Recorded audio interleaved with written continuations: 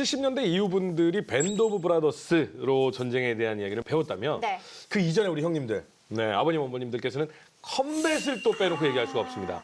사실 제가 이 제작진 분들에게 이 영화 제목을 듣고 네. 많이 생소한 그쵸, 그쵸. 영화였어요. 지현 씨 때는 뭐 전혀 알기 힘든 사실 영화라고 볼 수가 있는데 보통 모르겠어요. 요 나이 때 분들은 요거 바퀴벌레 잡는 약으로 알고 계시는. 맞잖아요. 이게 62년부터 67년까지 계속해서 방영했던 거예요. 아 이게 그리고 처음에는 흑백이었잖아요. 그렇죠. 그리고 중간에 컬러로 바뀐 거죠. 거의 마지막에 칼라로 바뀌었어요. 마지막 시즌만 아마 칼라였을 거예요. 전쟁 드라마의 원조 컴백. 2차 세계대전에서 히틀러는 프랑스를 침공했고 미국이 유럽 전선에 참전을 결심하며 영국의 물자와 병력을 집결시켰는데 D-Day, 연합군은 노르망디 해안에 상륙작전을 개시. 지옥 같은 전쟁터 속 독일군에 맞서기 위한 미 육군의 활약이 시작된다. 근데 사실 그 고무신 신고 뛰어다니던 그 시절 예전에 우리 어린 분들께서 많이 했던 게 전쟁놀이잖아요. 이 영화 보면서 그렇게 전쟁놀이를 하셨다고 하더라고요. 그럼요. 나도 군대 체험은 저걸로 다 했는데. 아, 지금 생각해 보니까 어릴 때 내가 처음 배운 영어 단어가 컴뱃인 것 같아. 그 정도로. 아니 인기가 좀 어느 정도였던 건가요? 그 밀리터리 좋아하는 사람들은 필수 프로그램이었어요. 아마 저게 토요일인가 일요일 날 저녁 식사할 때쯤 방송되는 프라임 타임 때 방송이었을 거예요. 근데 그때는 뭐 다 이거 봤죠. 네. 그리고 그때는 지금처럼 케이블 TV 같은 게 없어서 공중파 시간이 짧다고요. 네. 물론 재방송이 편당 10번은 했을 거야. 와. 나도 10년 넘게 보고 또 보고 또 보고. 야. 아니 안 볼래야 안 볼 수 없던 그런 드라마가 아닌가. 근데 이 군모를 쓰고 있는 모습을 보면요. 아, 만약에 우리나라 군인이 저 상태로 사진 찍혔다. 네. 영창입니다. 네. 군모를 이마가 환히 보이게 이렇게 위로 뒤집어 쓰는 요건 거의 미군한테만 나오는 모습이었었어요. 영화에선 어쩔 수가 없죠. 얼굴이 보여야 되니까. 쏜더스 중사만 네. 이게 헬멧에 더컨트 패턴이라는 그 위장포가 있어요. 근데 이게 당시 유럽 전선에서는 위장포가 금지였어요. 왜요? 독일군하고 헷갈려서. 그래서 처음에 그 위장무늬 전투복을 지급을 했는데 아군한테 오인 사격을 받는 거예요. 그래서 그걸 전부 다 누구한테 줬냐? 해병대한테 줬어요. 왜냐하면 해병대는 태평양전에서 일본군하고 싸웠거든요. 제가 훈련소에 있을 때 네. 처음 이제 분대 전투 이런 거 훈련 나가잖아. 그러면 우리 세대만 다 적어봤거든요. 그럴 때 갑자기 생각이 나요. 그 영화에 그 봤던 장면이. 맨 나오는 장면이 그거잖아. 이렇게 탁 엎드려 총 쏘는 거. 탁 엎드려 쏠려고 하면 철모가 뚝 떨어져서 아무것도 안 보여. 보여. 아니 이게 영화에선 되던데. 그러니까 진짜 신기한 게 뭐냐면 철모는 물론 개인 맞춤형은 아니지만 이 전투에서 총을 쏘면서 싸워야 되잖아요. 근데 정말로 철모 쓴 상태로 가늠자를 보기가 정말 어려워요. 이게 내려와가지고 그래서 이렇게 자꾸 올리잖아요. 철모 올리지 마. 막 이렇게 었어야 돼. 아니 근데 이렇게 현실이랑 드라마 차이 나는 게 이것뿐만 아니라 왜 요새는 원체 CG 효과도 잘 돼 있고 특수 효과도 잘 할 수 있지만 그때 당시에는 그런 기법도 없었던 거잖아요. 그렇지. 어떻게 이 전쟁 그 느낌을 살렸을지. 일단은 배우들이 대부분 참전자 출신이었어요. 아 실제 전투를 했던. 그래서 이 컴뱃을 보면 그 배우들이 총 쏘는 모습이다 이런 게 정말 자연스럽죠. 그리고 6년 동안 찍었으면 이미 프로 전투가 됐을 거야. 이게 아무리 미국이라 한들 드라마를 6년 찍으면서 배우가 모자르니까 한 63년쯤에 독일군으로 나왔던 사람이 한 66년쯤에는 미군으로 네. 네, 분명 63년에 죽은 사람인데 67년에는 산 사람으로 나와요. 아 근데 실제 전투에 참여했던 분들이기 때문에 드라마 내에서 애드립이라든가 실제 전투에선 이렇게 하는데라고 본인이 아예 구체적으로 행동을 좀 바꾼 분들도 있을 것 같아요. 아 이게 유명한 에피소드가 있는데 이제 전투 씬을 찍을 때 네. 몇몇 씬 같은 경우에는 따로 콘티가 필요 없었다고 하더라고요. 콘티 없이 그냥 해보라고 했는데 의외로 카메라에 담을 장면이 너무 많았다. 그런 얘기가 있어요. 그리고 이 분대 전투를 그리다 보니까 싸우는 방식이 맨날 똑같아요. 네. 서로 마주보다가 오른쪽으로 돌아가서 측면 튀는 건데 네.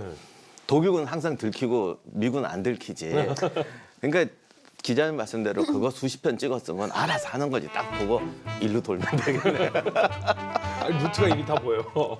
근데 이게 우리나라에서 방영했을 때 네. 독일 대사관에서 항의가 들어와서 왜요? 이 컴뱃을 보면 물론 미국에서 만들었기 때문에 그렇겠지만 독일군이 정말 형편없이 나와요. 이건 뭐 허수아비도 이런 허수아비가 없고 그러면 독일 대사관에서 항의한 내용은 네. 독일군을 너무 못 싸우게 표현해서 항의한 거예요? 아니면 이제 그만 칠 때도 되지 않았냐라고 항의한 거예요? 한국에 얘기한 게 바로 두 번째 이유입니다. 아. 이제 그만하자. 그지? 왜냐면 못 싸웠다라고 하기에는 독일 대사관도 우리 독일군이 얼마나 잘 싸우는데라는 말을 하기도 애매하잖아요.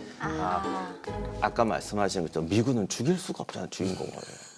그렇죠. 죽이면 새로운 주인공 또 발탁해야 되니까. 그래서 처음에는 잘 죽었는데요. 하다 보니까 이제 인기 있는 분대원들이 있잖아요.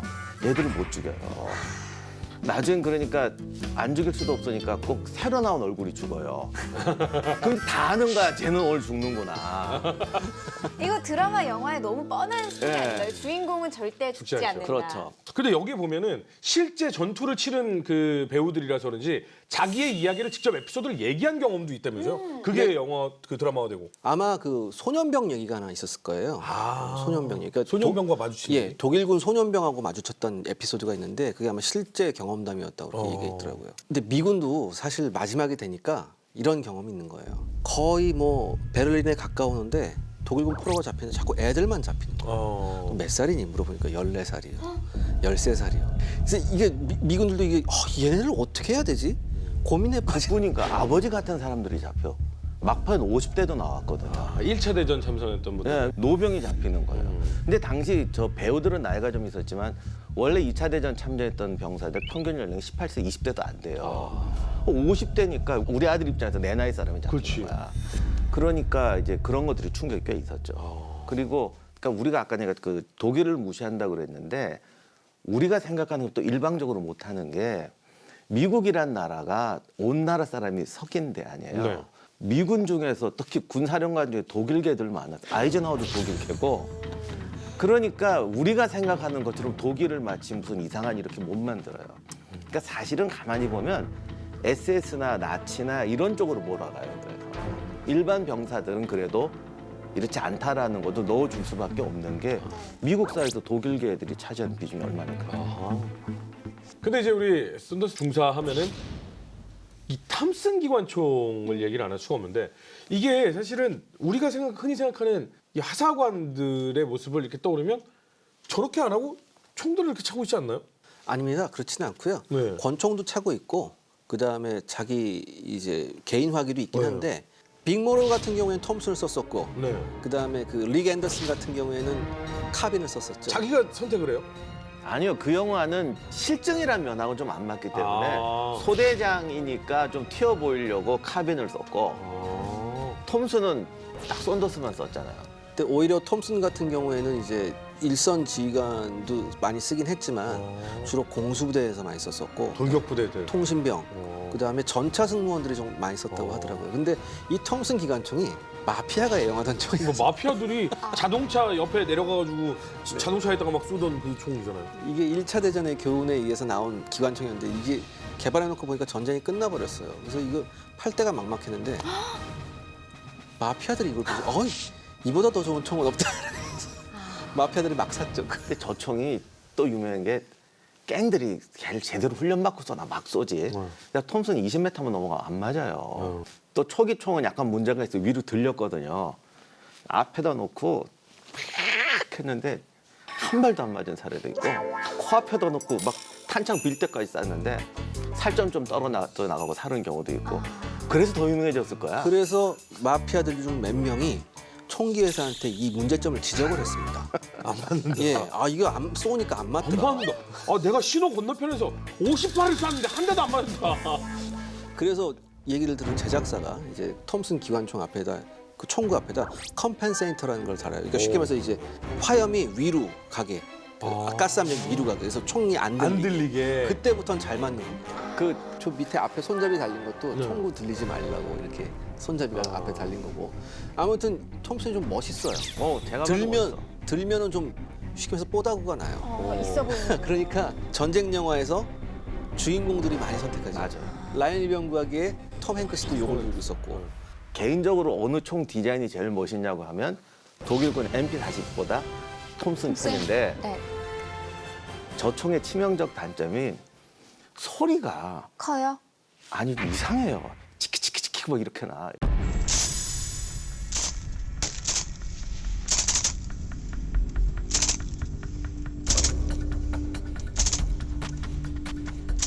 그래서 왜 그 남자 배우가 되게 잘생겼는데 목소리가 에요. 아, 약간 느낌상엔 굉장히 네, 웅장하면서도 소리가 딱 특이해요. 그래서 할것 저 같은데. 톰슨의 별명이 뭐였냐면 시카고 타이프라이터였어요. 마치 타자 치는 소리 같이 탁탁 이렇게 나요. 그래서 예를 들면 영화에서 막 지나가면 쏘면 소리가 좀 이렇게 굵고 멋있게 나야 되잖아. 두두두 나야 되는데 이렇게 치키치키 뭐 이상한 소리 나거든. 그러니까 실제로 저 소리 안 쓰고 딴 소리 녹음해서 쓴 영화도 되게 많아요. 오히려 너무 분위기를 버리니까 고증을 포기하자. 네, 그래서 진짜 밀리터리 매니아라면 소리를 잡아내면 돼. 고증에 신경 썼군. 디자인 얘기하니까 갑자기 생각나는 게 총 중에 저는 제일 와 이 총을 정말 기억에 남아있던 게 그 독일군이 썼던 권총 이렇게 잡아당기면 위로 이렇게 올라갔다 내려가는 루거. 이게 루거 신드롬이 있었죠 그때. 왜냐하면 미군이 독일군하고 싸우면서 장교를 잡았는데 가장 먼저 한 일이 권총부터 뺏는 거였어요. 독특해서. 너무 이뻐요. 너무 잡아당기면 이 땡겨지는 그 느낌도 좀 이거를 많은 미군들이 가지고 있다가 미국에 가서 이걸 팔았어요. 몇백 달러에 파는 거예요. 그러면서 원래 미국이라는 나라 자체가 9mm 탄을 잘 안 썼거든요. 네. 근데 루거가 9mm 탄을 썼다고요. 2차 대전 이후부터 미국 탄화를 생산하는 공장에서 9mm 탄을 만들어내기 시작해요. 이 루거 신드롬 때문에. 실제로 루거는 실전에서 거의 안 썼어요. 왜냐하면 장고장이 너무 많아가지고. 아. 근데 지금 계속해서 나오는 얘기가 2차 대전 당시에 독일과 미국 얘기가 많이 나오거든요. 일본을 좀 이렇게 중심으로 해서 나온 그런 영화는 잘 찾기가 힘든 것 같아요. 맞아요. 찾기는 힘들지만 네. 그래서 지금부터 알아볼 두 편의 영화는 또 일본 관련한 아. 영화인데 일단 첫 번째가 화이강의 달입니다. 화이강의 다리. 일본군 태국 포로 수용소에 잡혀온 영국군. 일본군은 이들을 이용해 화이강 다리 건설 계획을 하고 교량 파괴 임무를 맡게 된 미 해군 시어즈 소령. 영국 특수부대와 함께 다리 폭파 작업을 시작하는데 특수부대는 임무를 완성할 수 있을까?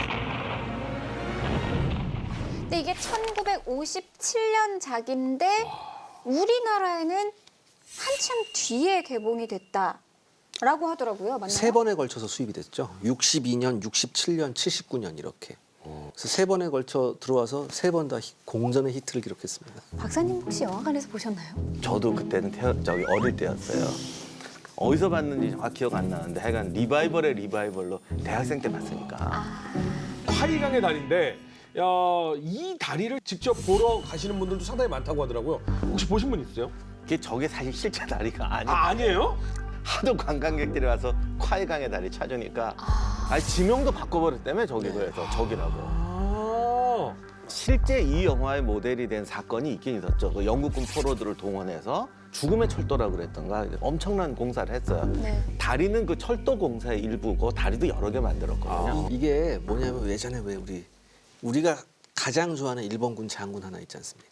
군에 몸담은 지 수십 년 이렇게까지 자신감에 차본 적은 없습니다. 이분이 대부분 이제 계획하시고 왜냐하면 이게 일본이 인도를 침공하기 위해서 이제 태국서부터 출발해가지고 미얀마를 거쳐서 인도까지 가는 약 415km 정도의 그 다리를 건설하는데 이게 전부 다 밀림 산악지대잖아요. 그렇죠. 그러니까 여기다 사람들을 투입해서 이걸 인력으로 져야 되는데 근데 많은 분들이 좀 또 의아한 점이 있을까? 왜 태국에서부터 시작하지? 라는 생각.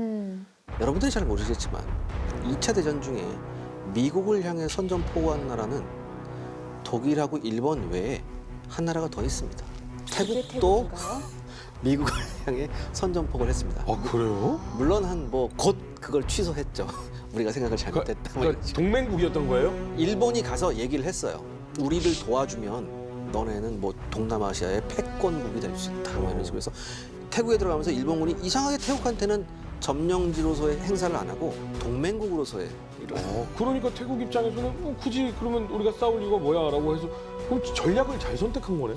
그럼에도 불구하고 이 다리를 건설하는데 정말 많은 태국을 비롯한 동남아 근로자들이 한 20만 명 정도 동원돼서 그중 절반이 죽어나갑니다. 포로들을 학대 꼭 채찍으로 때리는 것만이 학대가 아니잖아요. 네. 일단 보급 같은 거 잘 안 되는 상태에서 또 병 말라리아 이런 거 어마어마한데 치료 안 되고 식량 부족하고 거기에 포로가 10만 명을 투입을 하니까 수없이 죽은 거죠. 그러니까 이게 영국군, 네덜란드군 합해서 한 포로만 6만이었고 거기다가 한 20만 정도 해서 공사를 했는데 이 영화가 개봉했을 당시 많은 참전 용사들이 격렬하게 비난을 했습니다. 왜요? 일본군을 너무 미화했다고. 영화에서는 가혹하게 나오는데 그것도 미화한 거라고 하는 아, 거죠. 훨씬 더 잔악했다. 그 일본군의 포로 학대 중에서 가장 유명했던 게 동남아전에서 바탄섬의 죽음의 행진이라고 있어요. 일본이 필리핀을 점령했을 때 네. 거기에 한 3만 5천의 미군이 포로가 됐거든요. 네. 바탄섬이라는 데까지 이제 포로 수용소까지 데려가는데 그냥 걷게 했다고요. 아무 먹을 것도 안 주고. 그래서 거의 한 달 정도 하는 와중에 포로가 10,000명이 거기서 죽어요. 이건 명백한 정말 잔악행위였는데. 그냥 죽으라고 한 네, 거네요. 네, 그냥 죽으라고 간 거예요. 저 영화 찍으면서 제일 문제가 뭐냐면 당시 포로들이 정말 삐쩍 말랐거든요. 네. 영화에서 어떻게 재현할 수가 없잖아요. 그렇죠. 그러니까 나오는 포로들이 가능한 마른 사람을 쓰긴 쓴 것 같은데 아마 당시 참전 용사들이 뭐 우리 저렇게 피둥피둥하지 않았다 부터 이제 화가 났겠지. 근데 이게 영화가 워낙 히트를 치니까 관광객이 의외로 많이 왔어요, 여기에. 그러니까 여기서 태국 정부가 한번 오바를 한 적이 있었어요. 1987년에 노선을 일본의 자본을 받아서 복구해가지고 이거를 기차를 움직이게 하려고 했다고요. 근데 전 세계 연합군 포로 출신자들이 격렬한 항의를 했어요. 이건 한마디로 나치 수용소를 재건하는 거하고 똑같지 않냐. 우리가 그때 얼마나 이것 때문에 그렇죠. 정말 많은 프로들이 유명을 달리했기 때문에 이 화이강의 다리의 다른 이름이 죽음의 다리라고. 그래서 결국 무산이 됐습니다. 근데 이게 단순히 그냥 역사적 사실을 재현해서 히트를 쳤다라고 한다면 말이 안 되겠지만 워낙 내용도 재밌었기 때문에 히트를 했다라고들 많이 보잖아요. 근데 이게 원작이 소설이거든요. 네. 소설은 프랑스 사람이 썼어요. 아, 이 작가가 원래 혹성 탈출 영화 아시죠? 아 그거 쓴 양반이에요. 그러니까 정말 재밌게 봤던 영화. 소설을 쓸 때 좀 영화적인 감각이 있는 양반인 것 같아. 주인공은 영국 사람이야. 영국과 일본이야. 네. 영화는 할리우드에서 만들었어. 아. 근데 여러분들 잘 아시지만 프랑스와 영국의 관계는 아, 이게 또 이 저 상상 못할 관계잖아요. 네. 이게 도대체 전쟁 소설인지 영국 사람은 미친놈이다라고 말하고 싶은 건지 풍자 소설인지 화이강의 달이 정말 소설로 읽어보시면 이게 뭘 말하려고 하는 건지 알 수가 없어요. 그 항상 나오는 대목이 있죠. 앞뒤 꽉 막힌 영국 문. 네. 그래서 이건 어떻게 보면 전쟁 소설이 아니라 영국 사람은 저런 데 가서도 이런 짓 한다. 그래서 거기 나오는 우리 저 영화의 주인공인 알렉 기네스가 했던 그 니콜슨 대령. 영화에서는 그래도 꼿꼿하게 나오잖아요. 이 소설에서는 주인공이 니콜슨인데 일본군한테 항복하게 됐어요. 권총을 탁 뽑아서 줘야 되잖아, 항복할 때. 연습해 혼자서. 멋있게 해주려고. 젊은 장교들은 항복 거부하고 탈출하겠다. 막아. 영국 신사는 약속을 지켜야 돼. 니들이 도망가면 어떻게 되니? 이거예요. 정말 소설은 풍자 소설. 사실 포로 하면 우리가 그냥 일반적으로 생각하기에는 굉장히 이렇게 힘들어 있고 피폐하고 이런 느낌이어야 되는데 영화 속의 포로들은 약간 좀 박다고 해야 될까요? 그리고 극 초반이랑 다르게 이 자리가 완성됐을 때는 휘파람을 불면서 또 행진을 하잖아요. 그렇죠. 근데 그게 이제 화해강의 다리도 소설에서는 포로를 협조하는 거로 나오는데 네. 실제 이제 그게 이제 제일 큰 불만이었어. 우리 그런 적 없다. 철저하게 사보타지하고 그 정말 학대와 엄청난 그 강행군 속에서도 가능한 한 늦추기 위해서 노력했다. 어떻게 보면 일본군도 그걸 아는 거지. 뭐 당연히 쟤들이 그러겠지. 뭐 이러면서 했던 일인데 이게 뭐 이상한 논리로 협조한 것처럼 돼서 우리를 모욕했다고 포로 출신 분들이 엄청 분노했다. 아니 근데 이 내용도 보면 사실은 이 영화가 흥했던 이유는 이 화이강의 다리를 폭파할 수 있느냐 없느냐 이 미션 수행의 결과를 사람들이 많이 그게 이제 헐리우드에 가서 바뀐 거야. 원래는 풍자로 가서 폭파도 원래는 그런 그 만들어지는 과정이 중요한 아니요, 내용이에요. 폭파도 있긴 있는데 이게 네. 다 그냥 비꼴라고 한 거예요. 이렇게 미친놈, 저렇게 미친놈 이렇게 한 거거든. 그 미친놈과 들떨어진 애가 만났을 때 어떤 일이 벌어지느냐. 이건데 그러니까 헐리우드에서 보니까 이러면 이거 안 되겠잖아요. 영화의 후행성이 안 극적인. 돼. 예, 후행성. 그래서 방금 말씀하신 특공대 얘기에 이걸 넣었어요. 사실 그래서 화이강의 다리 하면 사람들이 생각하는 게 머리에 남는 장면들은 저 다리를 어떻게 하면 폭발시킬 수 있을까? 그렇죠. 근데 헐리우드들이 정말 잘 만드는 그런 걸 잘한 거야. 네. 앞부분은 포로 학대 얘기야. 네. 근데 어느 순간에 특공대 얘기로 싹 바뀌는데 관중이 거기에 싹 몰입이 돼버린 거야. 아, 교묘하게. 아 정말 그런 걸 잘한 거죠. 그러니까 관객들이 저 다리 폭파되는 장면 하나 보려고 간 관객들도 많아요. 맞아요.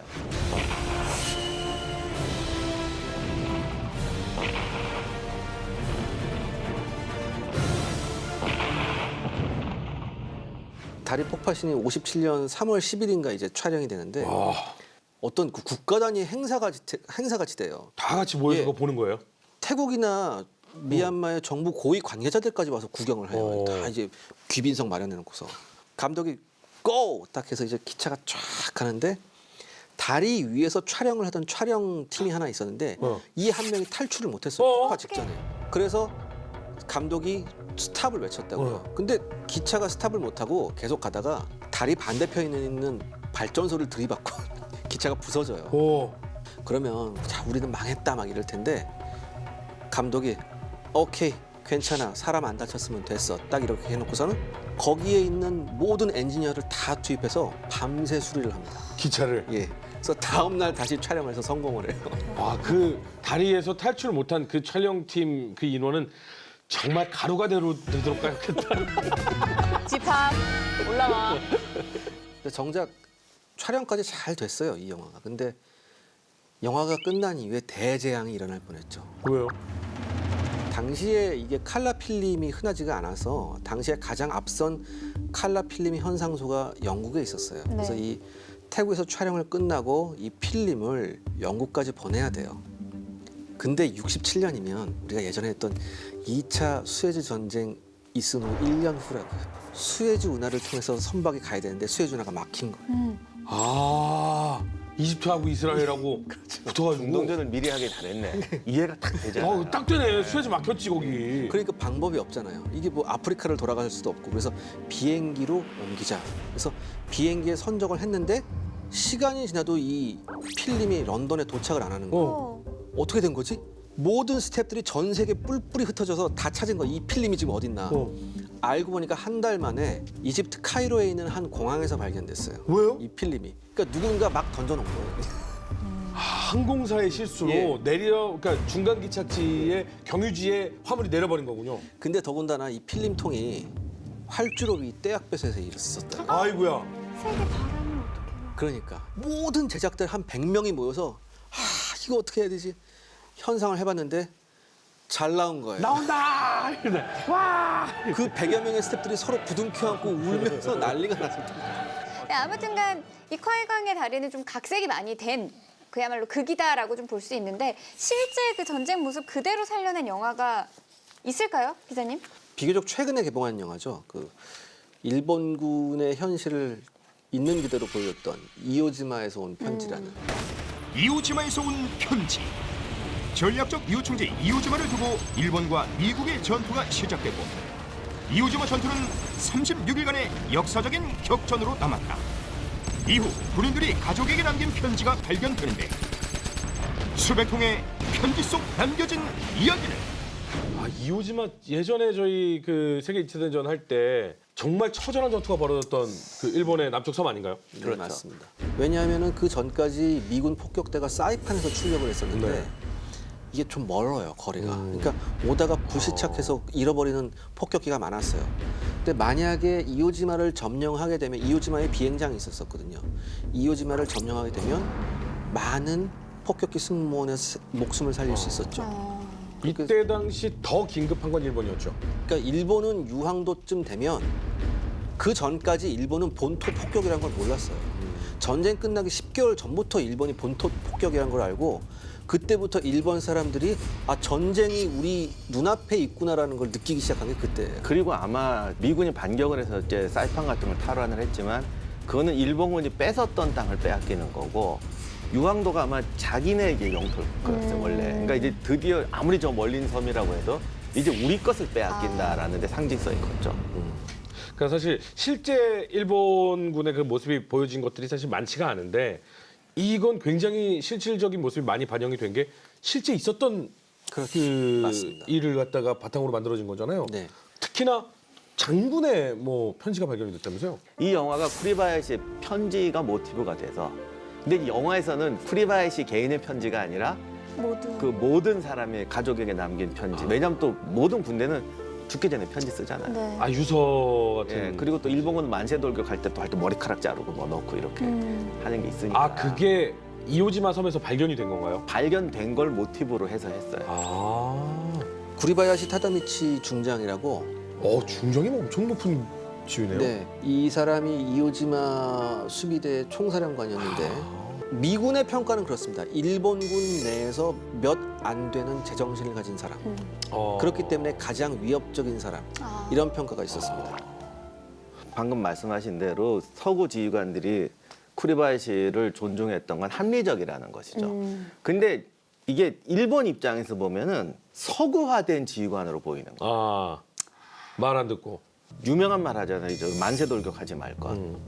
그렇게 자살하지 말 것. 이런 식으로 이제 전술을 하니까 그것이 사실은 역사의 사회 발전 단계에서 합리화로 가는 건데 일본 내에서도 이거를 서구적 또는 친미라고 본 거예요. 친미. 그래서 전쟁 끝날 때까지 주요 전투 네. 보직을 못 맡아요. 한직을 전전. 그래서 저희 2차 대전 배울 때 태평양 전쟁 배울 때 이분하고 또 다른 사령관 한 명하고 굉장히 합리적으로 판단하고 좋은 작전을 썼던 야마모토하고 이제 설명을 들었었죠? 네, 그렇죠. 이 사람이 그 워싱턴에서도 근무했었고 이 무관으로서. 그래서 또 이 사람도 야마모토하고 마찬가지로 하버드 출신이에요. 근데 최근에 몇몇 발견된 그 자료 같은 걸 보면 이 사람 역시 일본군이었다라는 게 뭐가 있냐면 대단히 강한 파벌 의식이 있었어요. 저때 당시에 일본군 장교가 다 똑같은 게 아니고 일본군에서 제대로 대우받는 장교가 되려면 육사를 나오고 육군대학을 나와야 돼요. 구리바야시 이 사람도 육군대학 출신이거든요. 육사 나와서 대단히 강한 파벌 의식이 있었어요. 그러니까 뭐 그런 거야 어쩔 수 없죠. 그 시대의 한계고 본인한테 당신은 친미입니까라고 물으면 절대 아니라고 그래요. 단지 자기는 좀 이런 식으로 개선해야 된다라고 생각했다는 거죠. 근데 이제 자꾸 사람들이 보면 우리식으로 표현 미국 물을 먹어 저런 거야라는 식으로 이제 이게 어느 나라에나 있는 갈등이에요. 근데 그때 당시의 편지라면 굉장히 정말 모든 이야기가 다 담겨 있을 것 같은 게 미국에게 밀리기 시작하면서 이제는 태평양의 주도권을 미국한테 넘겨주고 이제는 일본이 수세적인 입장이 돼서 버텨야 돼라고 하는 시점이었잖아요. 이때 당시에 군세가 압도적이었죠. 그러니까 이 쿠리바야시가 생각한 방어 전략은 딱 하나예요. 상륙군이 오면 해안에서부터 막아야 된다 이런 네. 생각을 하는데 어차피 이렇게 하면 안 된다. 일단 상륙을 허가하고 어차피 우리가 여기서 이기지 못할 거 끝까지 하루라도 더 미군을 붙잡고 있자. 그래서 소모전을 하자. 이런 방법으로 나갑니다. 사실 2차 세계대전의 제일 일본군의 치욕이 필리핀 같은 데서 전사율이 뭐 39대 1. 네, 뭐 어마어마했어요. 근데 원래 이게 태평양을 요새화한 다음에 미군이 쳐들어오면 결국 소모전으로 가서 공격한 특히 상륙 작전은 거의 10배의 희생을 감수해야 되니까 소모전으로 가다 보면 미국이 중간에 포기하고 휴전을 맺자. 원래 전략 모티브가 이거였는데 막상 싸움을 붙이니까 한 채 땅도 뭐 우리는 뭐 이럴 수 없어 해서 지들이 나가서 죽어주는 거예요. 그 2차 대전 때 저희 배웠었잖아요. 그냥 아무 의미 없이 칼 들고 쫓아가다가 전부 다 사살되는. 그래서 이제 유황도까지 오니까 쿠리바야시를 넣고 이제 정신을 차린 거지. 이렇게 싸우는 게 아니야. 우리는 원래 목표가 소모전이야. 그래서 해안에 공격하자는 건 못하게 하죠. 그래서 이 저 섬 자체를 완전히 요새하기 위해서 일본군들이 노력을 하는데 이게 또 이게 화산섬이에요. 왜 유황도냐면은 거기서 유황 가스가 계속 나와요. 그러니까 이게 산을 깎아서 파고 들어가서 안에서 작업을 해야 되는데 가스가 너무 심하니까 10분 이상 작업을 못 해요. 이걸 계속 로테이션을 몇 달을 로테이션을 해가지고 겨우 이걸 만든 거예요. 그러니까 전체적인 요새화가 80% 진행됐을 즈음에 미군이 공격을 하기 시작한 거죠. 그래서 미군은 처음에 상륙이 순조로웠기 때문에 모든 작전이 순조롭게 끝날 거라고 생각을 했었는데 산에 다가가면 다가갈수록 즉 내륙 깊숙이 들어가면 들어갈수록 피해가 커지는 거예요. 아까 예전에 그 베트남 전쟁처럼 네, 네. 그렇게 지하 기지를 만들어서 예, 그래서 점령했다고 생각했는데 밤에 자다 보면 갑자기 뒤에서 일본군이 쑥 땅에서 쑥 튀어나오는 거지. 실제 그렇게 해서 죽은 사람이 많지 않다고 해도 병사들한테는 공포죠. 엄청난 노이로제. 그리고 그 어떤 전투보다 이때 미군이 지뢰에 의한 피해가 컸어요. 아하. 왜냐하면 이오지마의 화산섬이 모래나 이런 데가 철 성분이 많아요. 그러니까 지뢰를 묻어두면 탐지기에 안 걸려요. 그 계속 예, 삐삐거리는구나. 예. 그러니까 지뢰에 의한 피해가 대단히 컸다고 해요. 그럼 정확하게 일본군은 어느 정도나 되고 미군은 어느 정도나 됐던 거예요? 그러니까 일본군은 약 한 2만이 좀 넘는 병력이 있었었고요. 꽤 많이 있었네 그래도. 그다음 미군은 거의 한 7만 가까운 병력. 아이고야. 아마 태평양 전쟁에서 오키나와도 그랬지만은 이때부터 미군하고 일본군의 사상자 비율이 비슷해져요. 아 수십 대 1의 사상자 비율에서 그 전에 뭐 자기들이 가서 돌격하고 알아서 죽으러. 알은 열 받으면 안에서 자폭해버리고. 만약 과달카날서부터 일본군이 저렇게 했으면 미군 사상자가 전쟁이 어떻게 됐을지도 모르겠네요. 왜냐하면 미국들이 더 이상 병력 자원이 없었기 때문에 여기까지 오는 동안에 정말 휴전하자고 했을 수도 있을 정도로 희생이 컸겠죠.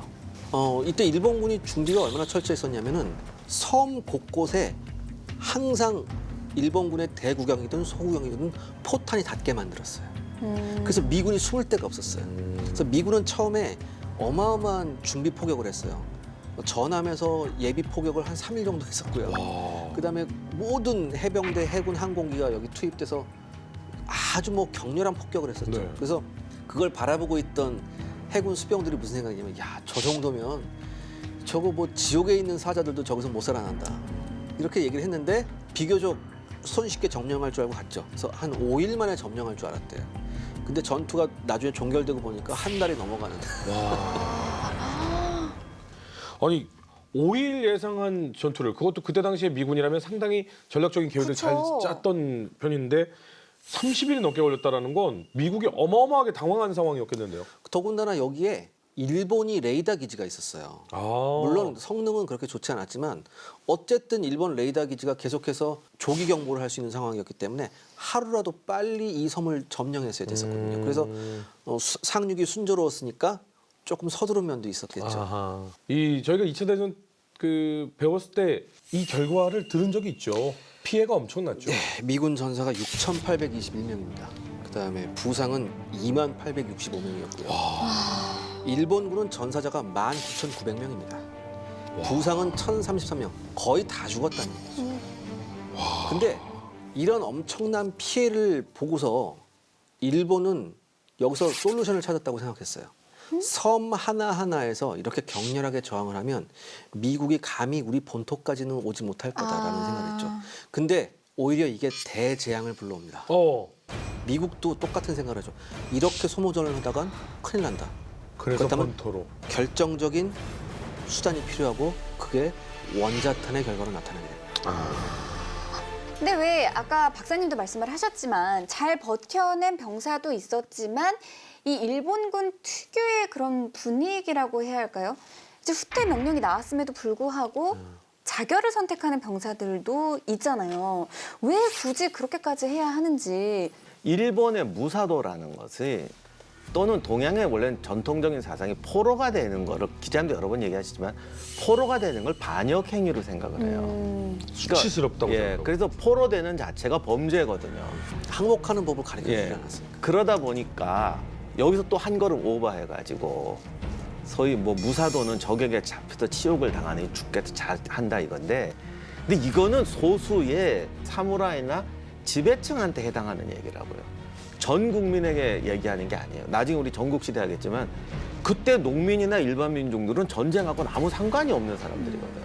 근데 이제 일본이 이제 1920년대 이후에 군국주의로 가면서 이걸 전 국민의 이데올로기화 해버린 거예요. 그리고 전쟁에서 전투가 패전을 하니까 이제 더 이상 감출 수가 없잖아. 그러니까 정신 승리로 바꿔버리는 거예요. 옥수했다. 졌다가 아니라 우리가 옥수했다. 그러니까 똑같은 말을 포인트를 바꿔버리면서 이제 강요하게 되죠. 이 영화에서 이제 강조하는 것 중에 하나는 결국 이제 휴먼 드라마라는 건 인간에게 맞추는 거죠. 인간은 누구나 가치가 있는 거고 그 사람의 생각은 옳은 거야. 근데 이게 나는 맞고 너는 틀렸어. 아니면 전체는 맞는데 부분이 너는 틀렸어. 이렇게 갔을 때 이제 부조리가 나타나는 거잖아요.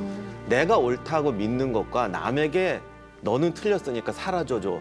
이거는 다른 거거든요. 근데 이 영화에서 말하고 싶었던 거는 일본 사람이라고 다 그렇게 이렇게 하고 가족 남겨놓고 뭐 나는 죽어도 돼. 이런 사람 아니라는 거예요.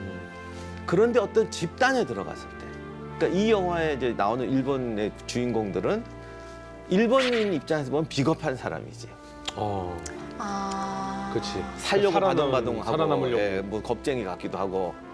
그런데 그 주변에 있는 사람들도 알고 보면 똑같은 사람들이라고. 무의미한 죽음을 해서는 안 되고 살아서 고향 가고 싶고. 그런데 막상 어떤 일이 터져 다 같이 죽자고 했을 때 죽는다는 거예요. 울면서 눈물 흘리면서 죽고 싶지 않은데 몰려서 간다는 거죠. 그거를 몸으로 거부하고 이게 아닌데 하는 사람도 있는데 그게 집단화시키고 강요하고 또 그런 틀에 살다 보면 거기에 복종하게 되는 거지. 그게 이제 태평양에서 벌어졌던 굉장한 비극 중에 하나잖아요. 갓난쟁이 가진 엄마도 사실은 살아나고 싶었는데 동굴 같은 데서 나가고 싶었는데 못 나가게 하는 거예요. 아, 맞아. 그러니까 그런 일이 오키나와에서 비일비재했었습니다. 그리고 더군다나 미군이 또 깜짝 놀랐던 게 뭐냐면 일본군도 포로가 되는 사람도 있을 거 아니에요. 그래서 포로를 딱 잡았어요. 그래서 포로가 돼서도 격렬하게 저항할 거라고 생각을 했는데 막상 포로가 되니까 술술술술 다 부는 거예요. 완전히 정신무장이 해제가 되고 이제는 미군이 자기의 주인이 됐다는 생각을 하는 거예요. 장교고 사병이고 줄줄줄줄 다 부는 거예요. 아예 되지 예. 않거나 네. 됐으면 이제는 예, 이제 끝. 바뀌었다. 네. 진짜 극과 극이네요. 그러네요. 그래서 여기서도 이제 그런 말을 좀 하고 싶었던 거죠. 근데 그게 어떤 의미에서 보면은 또 기분 나쁠 수도 있어요. 네. 이건 뭐 서방적 시각 아니냐 그러는데 인간적 시각에서 봤을 때 이 전체주의라는 것이 사람을 어디로 몰고 가느냐를 말하고 싶었던 거죠. 아까 콰이강에 다리할 때 그 거기 수용소장으로 나온 사람이 사이토거든요. 근데 이 사이토라는 인물은 실제 동명이인을 따온 거예요. 근데 사이토 대령이 원래는 부소장이며 계급이 소령이었는데 정작 이 사이토는 포로들한테 의외로 그래도 인간적으로 해서 당시 그 포로였던 양반들도 나중엔 장교랑 친구가 됐대. 그래서 그 사이토를 또 왜곡했다는 또 비난도 있었다고 그러더라고요. 그러니까 당시 포로 수용소 소장이나 이랬던 사람들이 1급 전범이어갖고 굉장히 많이 처형되거든요. 그렇게 많이 처형되는데 그래도 이 사람은 오히려 처형도 안 되고 친구가 됐다는 건 훨씬 공명정당하게 했다는 거죠. 근데 이런 부분을 우리가 이해하고 넘어가야 되는데 집단화, 우리도 집단화를 시키고 저쪽도 집단화를 시키면서 비극과 비극이 나아지는 거예요. 아휴, 참. 저희가 전쟁사를 하고 있지만 전쟁사를 잘 알아서 전쟁이 일어나면 안 돼요. 네. 근데 사실 이 이오지마에서 온 편지는 일본인 입장에서 이 시각에서 만든 거라면 전형적인 미국인 시각에서 만든 것이 그 아버지의 깃발이라고 진짜로 우리가 이게 전쟁터에서 찍은 거라고 하는 그 장면, 깃발 꼽는 장면이 있잖아요. 아버지의 깃발. 일본의 요새 이오지마 산에 성조기를 꽂은 미군. 정부는 사진 속 주인공을 영웅화한다. 하지만 영웅이 된 주인공들은 전투의 기억으로 힘겨워하는데 저게 가장 격렬했던 전투의 말미였죠. 스리바치산을 점령하면서. 저 때 얘기 많이 들었죠. 이명환 박사님한테도 저기 원래 저렇게 찍은 게 아니고 그 저 사람들이 다가 사실 가짜의 사람들도 좀 있다라고. 그러니까 가짜라기보다는 저게 사연이 있었던 거죠. 그래서 원래 올라간 팀이 격전을 이루고 꽂았는데 네. 깃발이 너무 작아. 자가. 그래서 딱 찍었더니 저 사진이 너무 멋있게 나와서 네. 아마 전쟁 사진 중에 최고의 걸작으로 남았지 저게. 퓨리처상을 받았는데. 그러니까 저 사진은 그 전쟁터에서 찍은 게 아니라 전쟁의 모습을 이미지화 시켜서 누군가가 작품 사진 찍은 것 같은 느낌이에요. 그렇죠. 그렇게 해도 힘들 정도로 멋있게 찍게 돼버린 거죠. 그래서 앞에서 목숨 걸고 찍었던 사람 해병대원들은 또 화났지. 우리가 점령했는데. 그래서 참 전쟁이 불행한 게 저 깃발 세우던 사람들이 너무 유명해지니까 본토에서 소환시켰다고요. 벌써 절반이 죽고 없네. 아 전투를 통해서. 그게, 그래서 또 살아 돌아온 사람은 영웅이 됐다. 그 유명한 그 사람 책도 나오고 그랬죠. 저 중에 인디안 병사가 한 명 있었거든요. 아. 그것 때문에 그분은 인생 망쳤지. 알코올 중독자로. 본인은 또 괴로운 거야. 이게 처음 몇 년은 쉽게 말해서 이 사람들이 흥행이 됐는데 전쟁이 끝나고 이렇게 되니까 계속 잊혀지는 거예요. 그걸 또 못 견뎌. 그것도 못 견디고. 나중엔 또 이제 저게 진상이 나오니까 또 비난이. 근데 그 병사야 뭘 잘못했냐고. 그렇죠. 야, 저 올라가서 깃발을 꽂아라. 그래서 가서 꽂은 건데. 그렇죠. 그리고 전투에 참전 안 했던 사람도 아니고. 근데 이게 또 이게 집단화 되니까 마치 그 사람이 기만한 것처럼 되니까 본인이 마지막에는 어떤 해병대원 예비역 출신한테 맞았대. 너 사기꾼이라고. 나이 들어서. 그가 참 여기서 이 말이 나오기가 좀 애매하긴 하지만 전쟁이라는 건 어찌됐든 끔찍하니까 일어나지 말아야 됩니다. 맞아요. 예. 다음 이야기. 전쟁의 승패는 이들이 좌우한다. 전쟁사의 판도를 바꾼 자타공인 전쟁 전문가 등장. 전장의 꿈 최강 용병. 용병은 모두 부자다. 앞에 이 단어를 붙이면 돼요. 다. 계속해서 살아남은. 또 하나 계속해서 전쟁이 있어야만. 아. 전쟁이 끝나면 해고가 되잖아요. 그렇기 때문에 용병단을 따라다니는 이런 상인 조직이 용병 숫자만큼 따라다녔다고 하더라고요. 근데 제일 중요한 식량이거든. 그럼 따라다니는 상인한테 사야 돼요. 그것도 부르는 게 값이겠구나. 50배가 기본이에요. 그 상인들을 보통 우리가 주보 상인이라고 불렀는데 원스톱 올 서비스. 모든 무기, 식량, 잡화까지 다 된다. 야, 이때 한마디로 마트의 개념이 등장한 예. 거군요.